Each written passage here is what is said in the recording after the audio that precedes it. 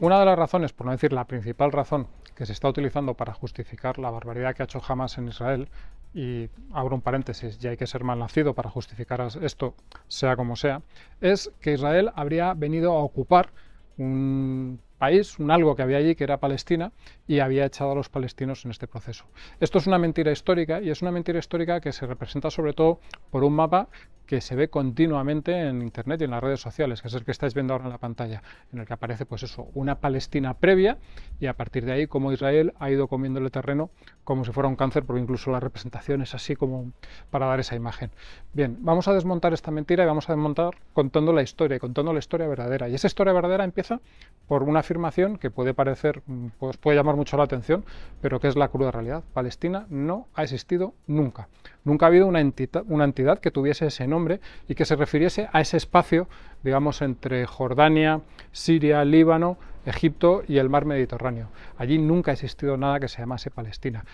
Ha existido una región de diferentes imperios a lo largo de la historia que ocupaba ese espacio. Lo ocuparon, por supuesto, los romanos primero, cuando acabaron con el reino judío, que sí que existió un reino judío y eso es historia y estuvo allí, y luego pues fue parte de otros imperios, del imperio bizantino, de distintos califatos. Fue también más o menos por esa zona o en parte de esa zona donde estuvieron los reinos cristianos de las cruzadas, pero eso no tenía absolutamente nada que ver con Palestina. Y luego fue una parte del imperio turco. Una parte del imperio turco, y esto es, hombre, yo creo que simbólicamente tiene su interés, que ni siquiera era una provincia, es decir, era una parte de la provincia de Siria que tenía capital en Damasco. No había, insisto, Palestina. Mientras esto ocurría, mientras Palestina, como os digo, no existía como una entidad o como un organismo, ni mucho menos como un Estado, era una zona en la que no había ni siquiera demasiada población, era una zona bastante despoblada. Y al mismo tiempo, a finales del siglo XIX, se empieza a mover lo que le llaman el movimiento sionista. El movimiento sionista dice que el pueblo judío debe tener un país, debe tener un Estado, y que el mejor sitio para ese Estado es, cómo no, el sitio del que habían salido los judíos, el sitio donde tuvieron su reino en la antigüedad, es decir, lo que hoy es Israel, ese territorio que algunos dicen que era Palestina. Allí, en esa zona, siempre hubo judíos, pero a partir de que empieza el sionismo, y sobre todo en la primera mitad del siglo XX, empiezan a ir más judíos. Empiezan a ir más judíos y empiezan a comprar legalmente tierras. Ojo, iban judíos como iba gente de otras partes, no toda la inmigración a esa zona del Mediterráneo fue judía. Pero bueno, el caso es que allí, como digo, empieza a haber una comunidad judía cada vez más fuerte y que tiene esa aspiración nacional. Seguimos con la historia, se acaba la Segunda Guerra Mundial y el Imperio Otomano, os recuerdo que aquello seguía siendo parte del Imperio Otomano, el Imperio Otomano se desintegra. ¿Y qué tenemos allí? ¿Tenemos Palestina? No, no tenemos Palestina. Tenemos un mandato colonial, es decir, toda esa zona se divide entre las diversas potencias coloniales. Siria, por ejemplo, es una zona que le toca a Francia y Francia tiene la administración, lo que llaman el mandato de administrar esa zona. Lo que hoy conocemos por Palestina Israel, mejor dicho, es lo que llaman el mandato británico de Palestina, que se le puso ese nombre. Y no comprendía solo esos territorios, sino que comprendía también Jordania. Y esto es importante y ahora os contaré el porqué. Como os digo, hay una comunidad judía allí que va creciendo, que tiene esa aspiración nacional, y hay una comunidad obviamente árabe. Aproximadamente un sexto de la población en toda esa zona que comprendía no solo lo que hoy en día es Israel, no solo los territorios palestinos, sino también lo que hoy en día es el reino de Jordania, aproximadamente, como digo, un sexto de la población de esa zona era judía. Los 5/6 restantes eran árabes. Y entonces empieza a dividirse esa zona. Después de la Segunda Guerra Mundial, los británicos le dan a una parte de esa zona, a lo que hoy en día llamamos Jordania, la independencia política. Y es un país que se crea, se llama en ese momento Transjordania, luego se le llamará Jordania, y se le entrega a los árabes. Se le entrega a los árabes ese país que suponía aproximadamente 4/6 partes del conjunto de ese territorio. Y con el resto, con los 2/6 restantes, lo que se hace es lo que dio origen al nacimiento de Israel en 1948, la división. La ONU reconoce el derecho de Israel, de los judíos, a tener un país allí, y también reconoce el derecho de los árabes a tener ese país.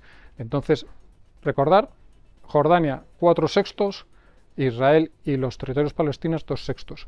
Al final, esos 2/6 se reparten y hay una parte que se da a los árabes y otra parte que se da a los judíos. El cómputo total de eso que era ese mandato británico se reparte 5 veces 5 de las 6 partes para los árabes y una sexta parte para los judíos, que parece bastante poco, pero se correspondía más o menos con la división territorial, con la división poblacional, mejor dicho, que había allí. ¿Qué ocurre a partir de entonces? Ocurre que se crea el Estado judío, pero no se crea el Estado árabe. En lugar de crearse el Estado árabe, lo que ocurre es que todos los países árabes que rodeaban a Israel invaden el nuevo país, invaden ese Estado que todavía está por nacer y se libra la guerra de independencia de Israel. Cuando digo todos, es que es todos. Líbano, Siria, la recién creada Jordania, Irak y Egipto. Todos invaden Israel, que a pesar de eso, de ser invadido por 5 países distintos, consigue ganar la guerra y consigue establecerse. Pero todos estos países no invaden Israel para crear un Estado árabe allí, para crear Palestina. De eso ni se habla. Lo invaden porque quieren expulsar a los judíos, expulsar a los israelíes. Quieren expulsar a los judíos y siguen queriéndolo. Y esto se sucede durante varias guerras durante las décadas siguientes. En 1956 hay un primer enfrentamiento que se llama la Guerra de Suez, que es un poco desatada por Israel, pero porque venía siendo presionado por milicias, por guerrilleros que operaban desde Egipto desde el final de la anterior guerra. En 1967 está la famosa Guerra de los 6 días, que es de nuevo una respuesta de Israel a la agresión inminente que iba a llegar desde Siria, Jordania y Egipto. Y en 1973 está la Guerra del Yom Kippur, de la que ahora nos hemos acordado mucho porque era el 50 aniversario y además lo que ha ocurrido en cierto sentido ha tenido ciertos parecidos. Todas estas guerras que gana Israel no son contra los palestinos, son contra estados árabes. Y solo después de la última gran derrota, cuando los estados árabes se dan cuenta de que no van a destruir Israel, empieza a tomar cierta importancia una organización que se había quedado unos años antes y que se llama la OLP, la Organización para la Liberación de Palestina. Es la primera vez, insisto, a partir de 1973, en la que empieza a hablarse de los palestinos. Hasta ahora no había un conflicto palestino, había un conflicto de árabes con israelíes. Y a partir de ahí, cuando los países árabes tienen ya que asumir su derrota, empieza a hablarse de palestinos. ¿Por qué? Porque quieren usarlos, no porque quieran crear un Estado palestino, no porque quieran el bien de los palestinos, sino porque quieren usarlos.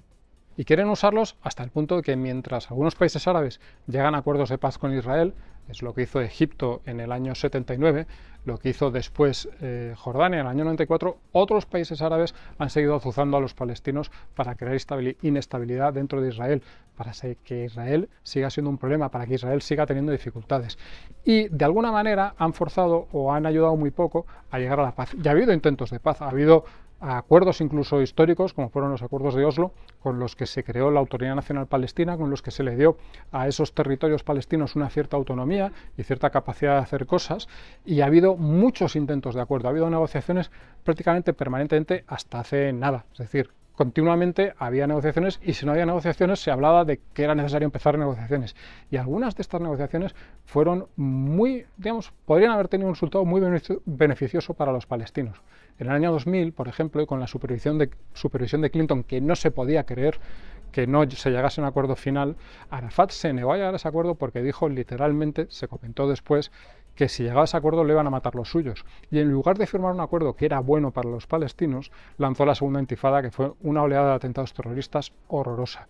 En el año 2008, el entonces primer ministro israelí Ehud Olmert propuso un acuerdo a los palestinos en el que incluía una cantidad enorme de territorio que se intercambiaba para que los dos estados fuesen viables y para que los palestinos pudiesen crear su estado.